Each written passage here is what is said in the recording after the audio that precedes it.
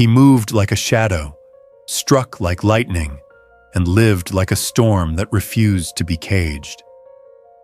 But behind the legend of flying kicks and flashing fists was a man searching for more than just fame. He was chasing freedom, freedom to define himself, freedom to break every boundary, and in doing so, he became immortal. He was born in San Francisco, but raised in a world at war. Bruce Lee, born to Lee Jun-fan on November 27, 1940, during the Hour of the Dragon. His father, Lee Hoi-chuen, was a famous Cantonese opera actor traveling for performances. His mother, Grace Ho, came from a wealthy and prominent Eurasian family. But Bruce's early life was anything but privileged. Hong Kong was under Japanese occupation. Food was scarce. Tension hung in the air like humidity before a monsoon.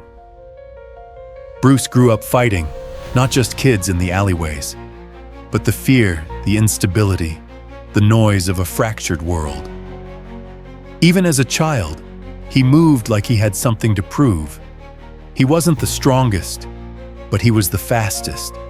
He wasn't the biggest, but he was the boldest. He didn't just learn to fight, he had to. By the time he was 9, Bruce was already acting in films. He had the charm, the fire, the camera loved him. But the streets of Hong Kong didn't. He got into constant fights, gang rivalries, ego battles, reckless duels. His parents feared for his life. And so, they made a decision that would change history. Send Bruce back to America. Back to the country of his birth. A place he barely knew, a second chance, or maybe a final escape. In 1959, Bruce Lee stepped off the ship in Seattle, 18 years old, alone, and halfway around the world from everything he knew. He had $100 in his pocket, a dream in his chest, and fists he could barely keep still. Though born in America, Bruce was still foreign in the eyes of most. He found work washing dishes in a restaurant owned by family friends.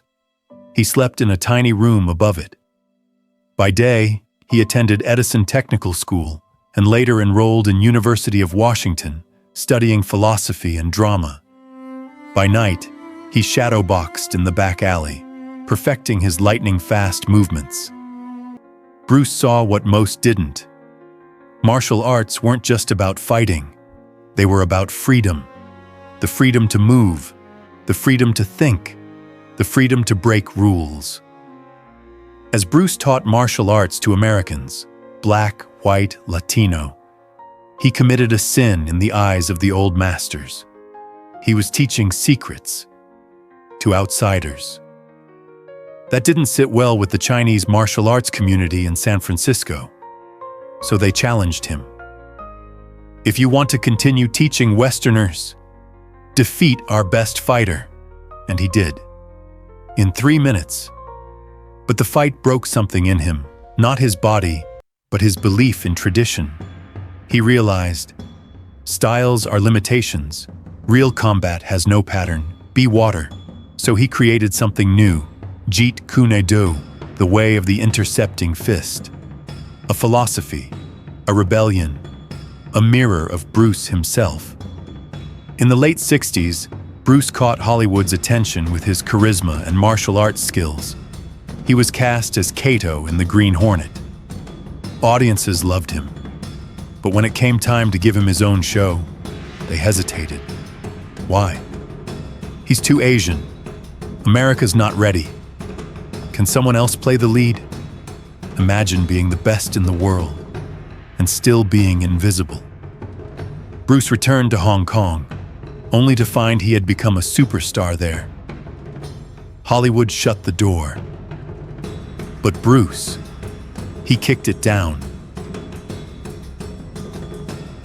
When Bruce returned to Hong Kong, he didn't just find open arms. He found a nation waiting for him. Green Hornet, a short-lived American show, had made Bruce a cult sensation across Asia. In Hong Kong, they called it the Kato Show. Everywhere he went, fans followed. Producers begged him to sign. But Bruce was careful. He didn't want to be another kung fu cliché. He wanted control. And so he made a deal, one that would change cinema forever. Shot in Thailand. Budget? Tiny. Expectations? Low. But Bruce? He came in like a storm. Raw, real, relentless. In The Big Boss, Bruce played a quiet worker forced into violence when his family is threatened. The story was simple. The action? Revolutionary. Audiences had never seen anything like it. He didn't just fight, he danced with danger. Each punch was poetry, each kick a message. The film smashed records. He followed with Fist of Fury, where he confronted racism head-on. And then Way of the Dragon, which he wrote, directed, and starred in. It featured the most iconic fight in cinema history, Bruce Lee versus Chuck Norris at the Colosseum in Rome. It wasn't just East versus West. It was the soul of a fighter. Against the world's expectations, they were filled with ideas. Empty your mind. Be shapeless, formless like water. Adapt what is useful, reject what is useless, and add what is specifically your own. He believed martial arts were a path to self-expression, not tradition, not repetition, but liberation. Every fight scene was a message, every move a metaphor. Bruce wasn't just an action star, he was a philosopher, disguised as a dragon.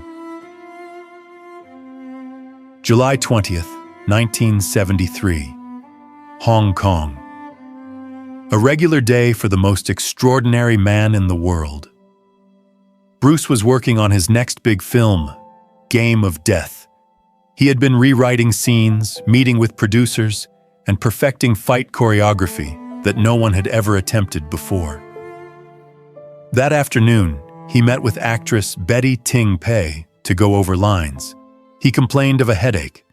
She gave him a common painkiller, Equagesic. He laid down to rest and never got up again. He was 32, at the peak of his power, a body carved from discipline, a mind that had just begun to bloom. When the news broke, fans around the world refused to believe it. How could Bruce Lee, the man who seemed unstoppable, simply die? Autopsy reports said it was a cerebral edema, swelling of the brain, triggered perhaps by a hypersensitive reaction to the painkiller. But the world wasn't satisfied. Some whispered he was poisoned. Others believed the Chinese martial arts world had cursed him for revealing too much. Some claimed it was heat stroke, others government secrets. The truth? Lost in silence, buried with the man. But the legacy? That would never die. Bruce Lee was laid to rest in Seattle, Washington, the city where his American journey began. His funeral was attended by thousands. Steve McQueen, James Coburn, and others helped carry his coffin. Beside him now lies his son, Brandon Lee, who would also die young, on a movie set, years later. A tragic echo. Bruce Lee died young, but his spirit? It exploded into the world like a dragon's roar. In the months after his death, Enter the Dragon was released. It was the first major Hollywood-Hong Kong co-production, and the first time an Asian man led a global action blockbuster. It broke box office records. It created new ones. It changed cinema forever. Suddenly, martial arts films weren't a niche. They were the future, and Bruce Lee was their immortal father. Bruce wasn't just remembered for his punches. He was remembered for his wisdom. Do not pray for an easy life. Pray for the strength to endure a difficult one. Knowing is not enough. We must apply. Willing is not enough. We must do. Be like water, my friend. These weren't movie lines. These were life philosophies, handwritten in journals, spoken in interviews, and now etched into millions of minds.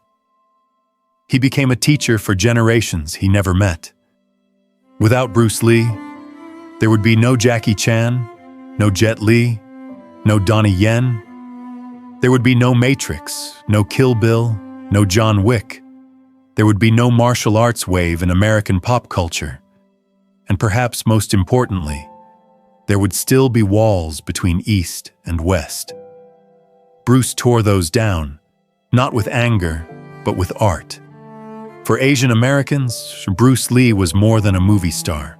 He was the first hero who looked like them. He refused to be stereotyped, refused to be small. He was bold, loud, and unapologetically powerful.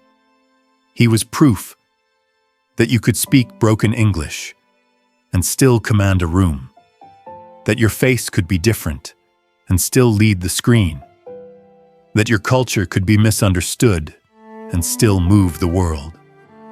The final words. Bruce Lee was a fighter, yes, but he was also a poet, a rebel, a thinker, and a flame that lit a path through darkness. The dragon may have left the world, but his fire still burns. In every punch thrown with purpose, in every word spoken with courage, in every soul that dares to be like water.